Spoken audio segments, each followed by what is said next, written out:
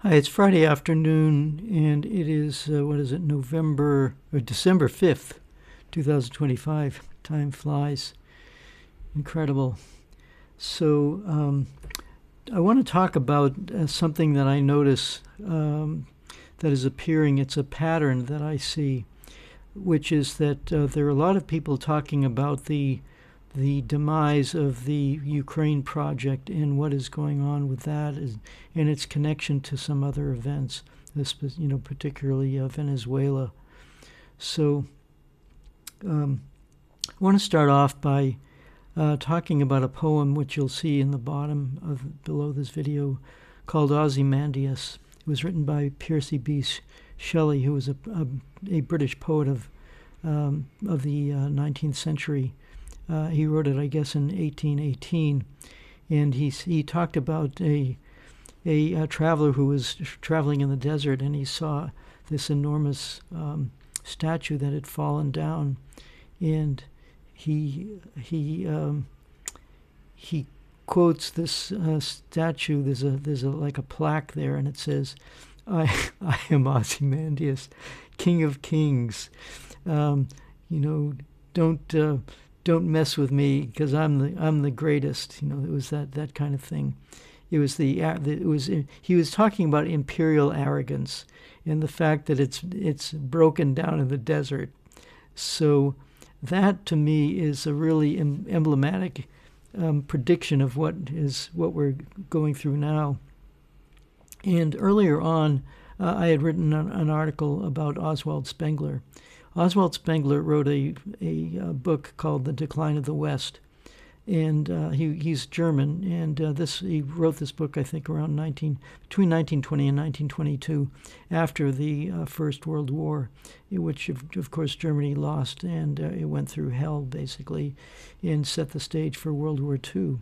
So what happened, and he basically said that although the 20th century looked like it was going to be, a great step forward for humanity, it all went bad with the First World War, and what you saw was this war being started over an assassination of a prince, or an archduke, I guess it was. He was like the heir apparent of the I think it's the Austro-Hungarian Empire, and so he is killed, and then one thing leads to another, and you end up having Russia being drawn in, Germany being drawn in, the British being drawn in, and eventually the United States being drawn into this enormously terrible war. And but what was happening was the leaders of these countries, especially the British and the French and the Germans, they were fighting this trench warfare where they were literally losing tens of thousands of men a day, fighting each other over a few meters of land. And I had to ask myself, why would they do that? What motivated them to, sacrifice an entire generation of young men, basically? Now you flash, and the reason I make that connection is because we're seeing the same thing. That was in 1920, 1918, 1917, 1918. Here we are, one century later, and you have these same European elites who are talking about war with Russia. They're egging on the people of Ukraine to fight Russia to the last Ukrainian, and you have well over 1 million, or probably close to 2 million Ukrainian men who've been forced to go into the quote-unquote meat grinder in a war that Russia had continually tried to avoid, and when they finally stepped in to prevent a massacre and ethnic cleansing of the Russian-speaking population that was seriously threatened by the regime that was brought into power illegally by the United States, and mostly by the United States, but also has been egged on by the British and the French and so on since 2014. They thought that they were going to defeat Russia, steal its resources, and make up for all the lost revenue from their colonies. So what I see here is that there's an expression that we think time flows from present to future, but there's a Zen expression which is that time flows from present to past. And what do I mean by that? I mean that the European powers are trapped in a past that is not recoverable, and yet they think that they can. These were countries that, starting in 1492, when the Europeans got naval supremacy and ended up, colonizing most of the world, causing tremendous suffering in what became Latin America and South America, and then in Africa with a slave trade, and Asia. The British went into India. Tens of millions of people died in India due to the terrible economic policies of the British Empire. Trillions of dollars stolen from them. The Chinese were had the most powerful country in the world at one point, and the British went in. And what happened with the Chinese is they actually had the world's most powerful navy, and they would go on these expeditions. There was an admiral named I think it was Cheng He, I think is his name, and he would go on these expeditions to all these different countries. But instead of conquering them with this enormous navy, he would trade with them. He had no intention of actually, colonizing in the way the West did. And of course, and at one point the emperor said, we don't really need anybody else, so we're going to just burn that fleet because we don't need it. And so they basically unilaterally disarmed, and as a result, they were left extremely vulnerable to the British and the French and the Germans and the Japanese eventually. And China suffered tremendous losses. Likewise, similar things happened with the Africans.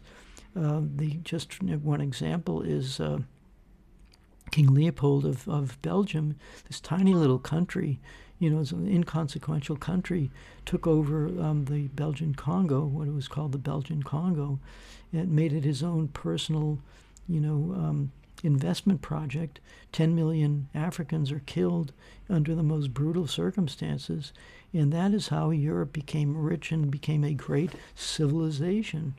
So when at a certain point when Mahatma Gandhi was asked about his opinion of Western civilization, he said, it would be a good thing. So, but what happened was that in World War I was such a devastating event to Europe that it was the first real blow to the colonial powers. And Germany, of course, was a colonial power, but it was kind of put back in its place, so to speak, by the British especially, who didn't like it as competition. But then you had the Soviet Union arise, and now the European colonialists, imperialists, and capitalists are really worried about socialism. So they turned their attention towards destroying the Soviet Union. And essentially they were very friendly towards the fascists, because they expected Germany to do their dirty work and destroy the Soviet Union.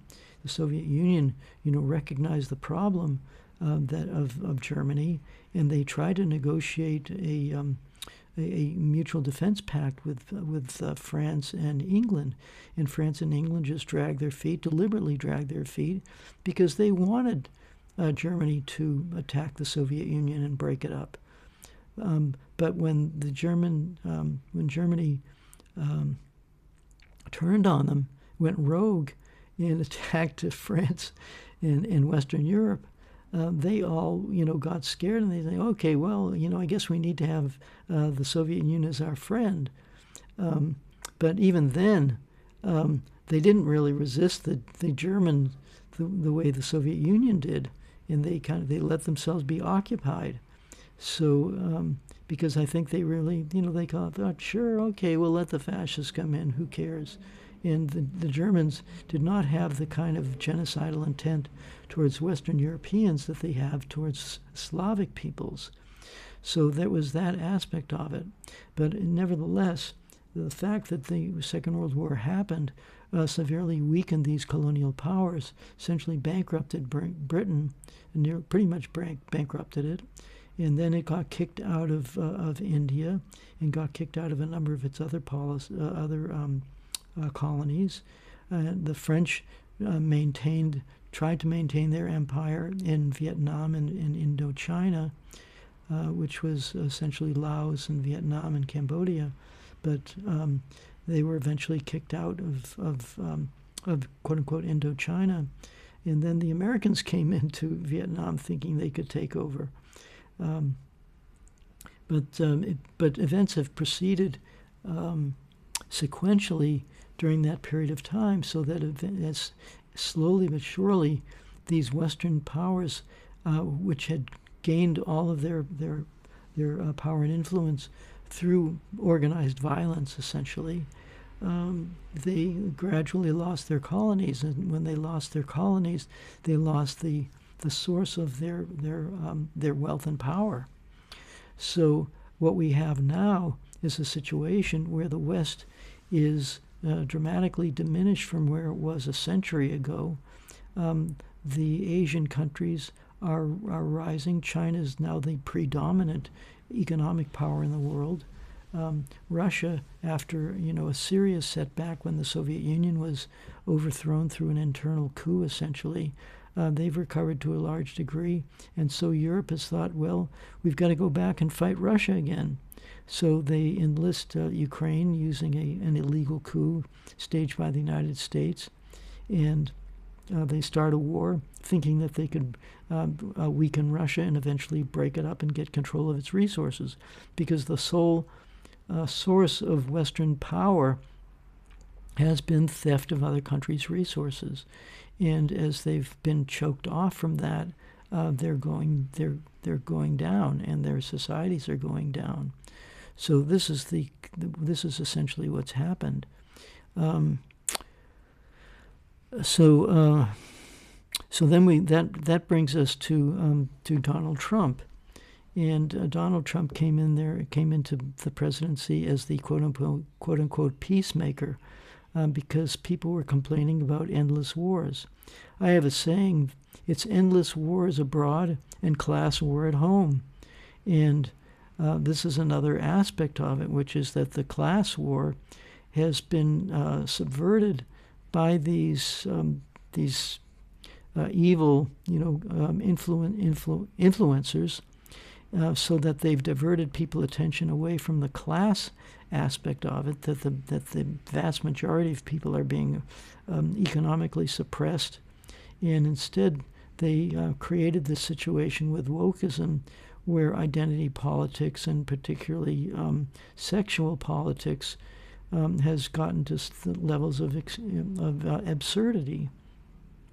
It reached the point in England where the Labour Party, which actually it did some decent things in its history. It brought free education and health care to the British people after World War II. They just said, they said to the leaders, the hell with you guys. We fought for you. Now we want to have health care. We want to have education.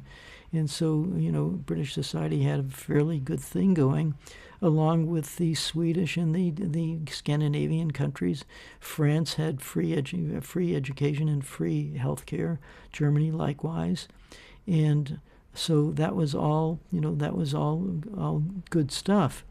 But the problem was that the reason why they did that was because they were under the pressure from the Soviet Union, which was based on that principle.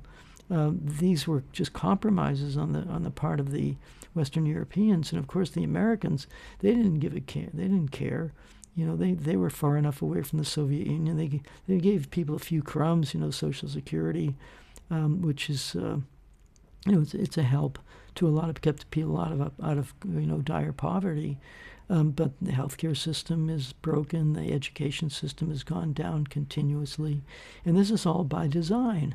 if you read internal documents, as I've documented, where you had, a directive of the National Education Association in I think it was 1949, saying we don't want people to be educate people to have critical thinking. We want them to be, obedient servants of the empire.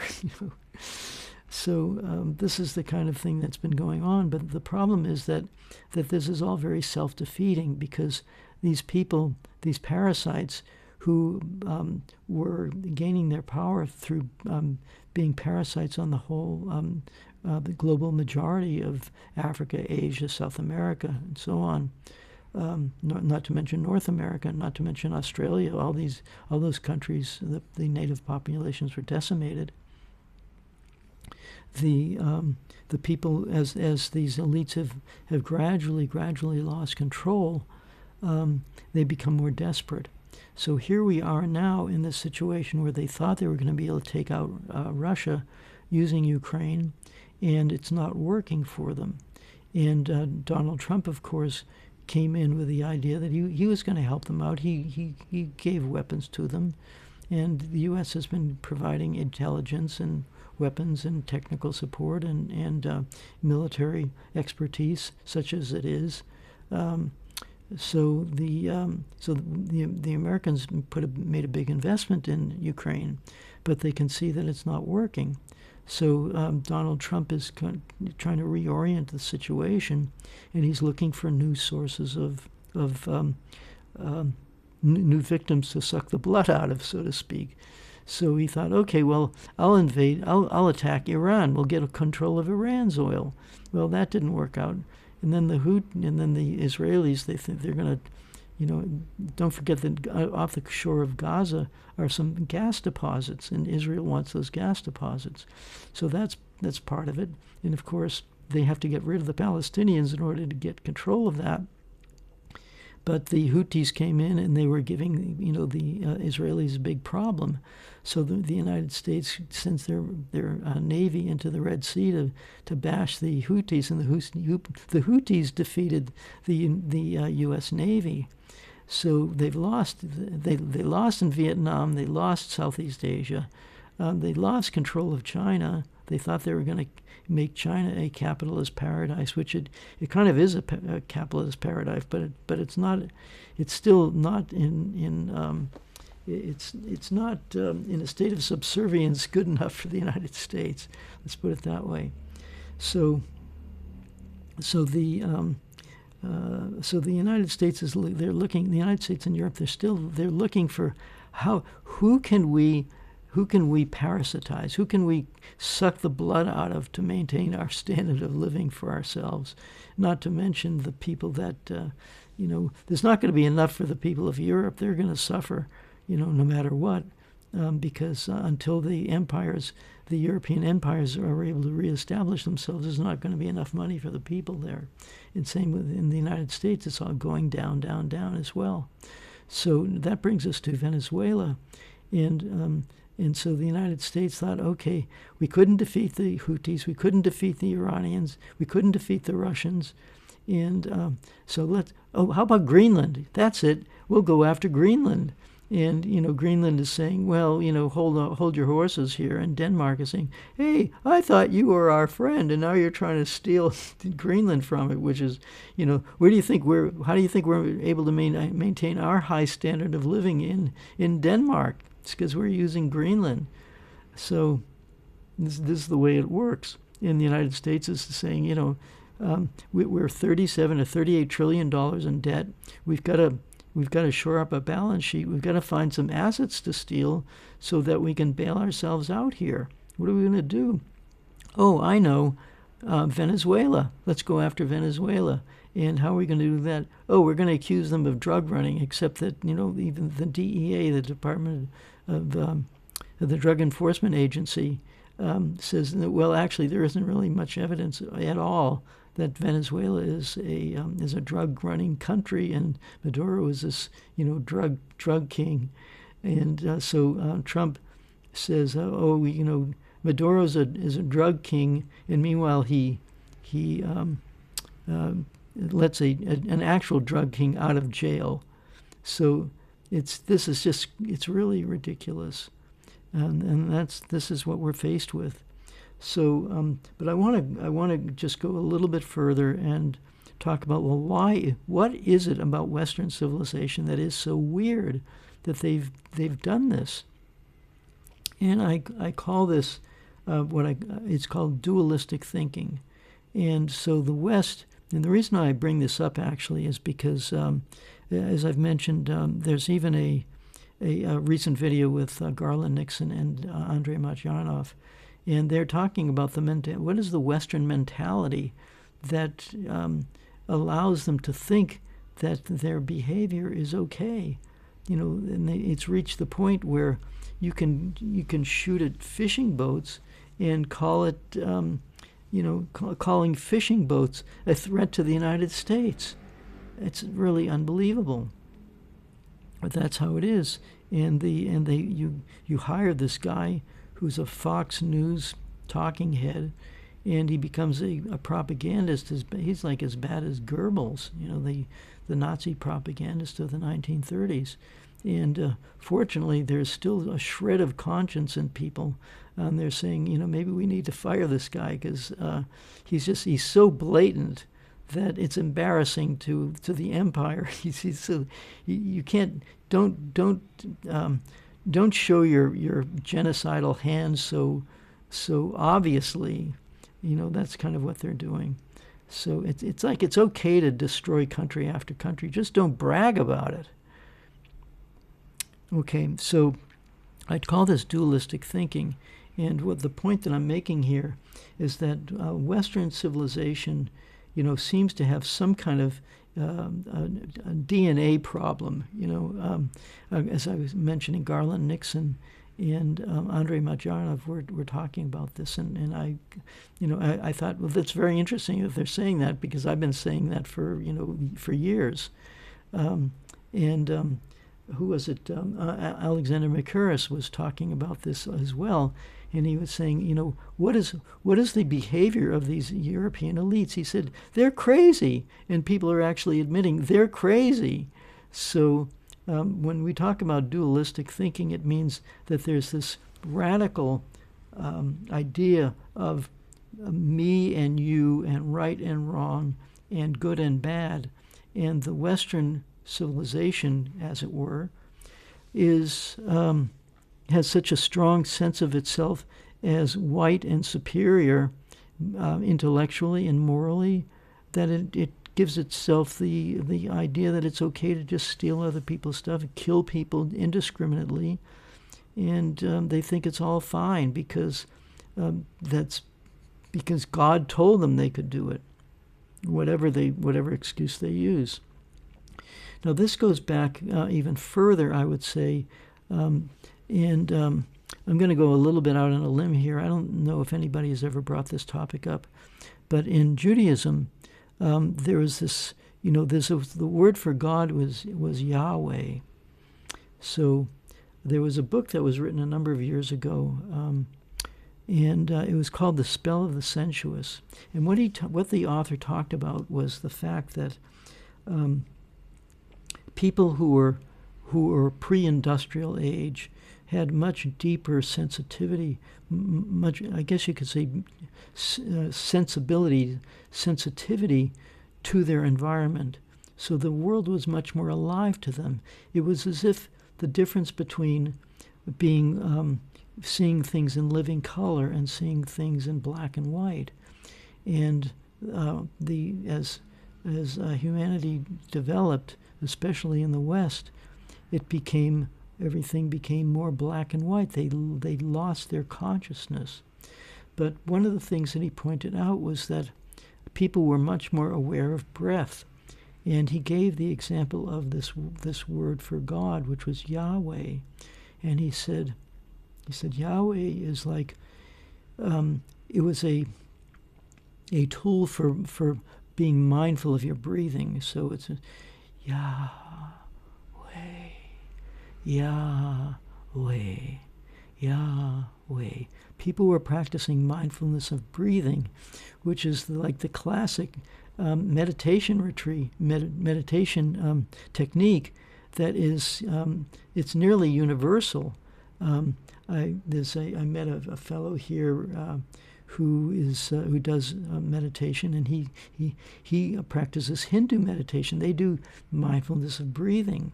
I once met a Muslim person online, and he was complaining, and I said, well, why don't you just breathe in ah and breathe out la? He says, we do that. And of course in Buddhism that's like the most basic kind of thing. But there's one other aspect of it, which is that in Judaism there's a prayer. It's like the most basic prayer, which says, "Hear, O Israel, the Lord our God, the Lord is one." And there's another meditation practice which is called hearing, where you're sitting there and you're completely open.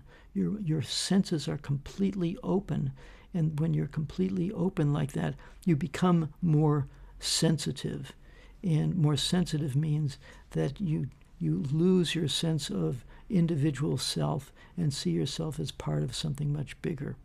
So this expression is, "Hear, O Israel, the Lord our God, the Lord is one." And what the Jews made, many Jews made the mistake of thinking was that they took ownership of this thing called the Lord our God. But what they really meant was the Lord is one, this is what we call non-dualistic thinking. Everything is one. We're all one. And because the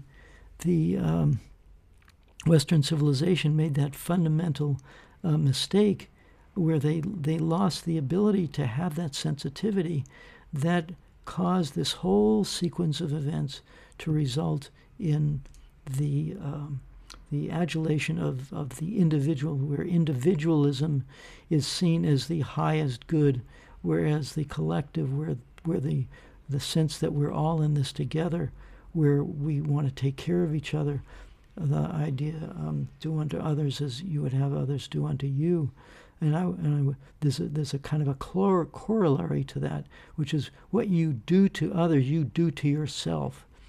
Our people in the West are not aware of the fact that how they treat other people in terms of the actual spiritual psychology, how the human mind works.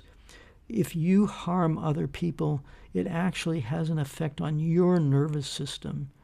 So if you practice loving kindness to other people, you're going to feel better about yourself.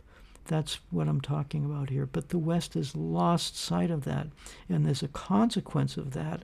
This whole sequence of events that has led us to this point where it allowed a Western domination of the world to develop over the past 500 years has reached the point where the laws of the universe kick in. And the laws of the universe are that we are born, we mature, we get old, and we die.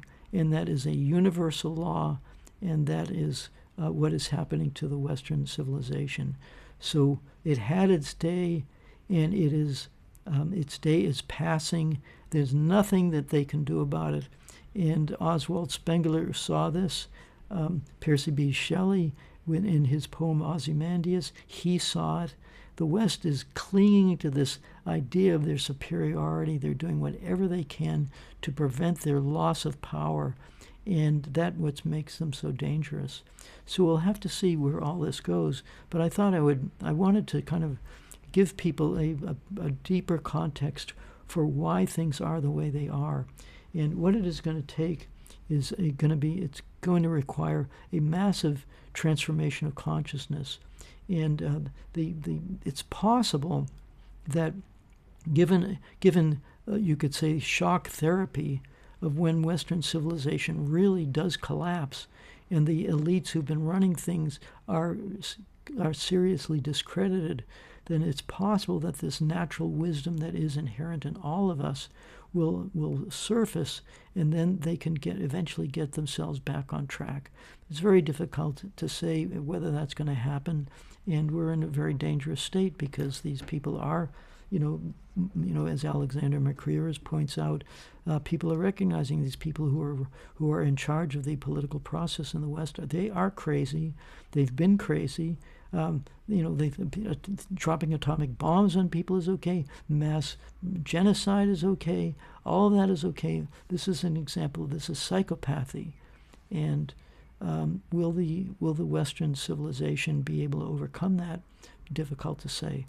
So that's basically what I want to talk about now. And thank you for listening. I think this is I don't know if anybody has addressed it in quite the terms that I have, but I thought it would be important to look at the roots of the problem.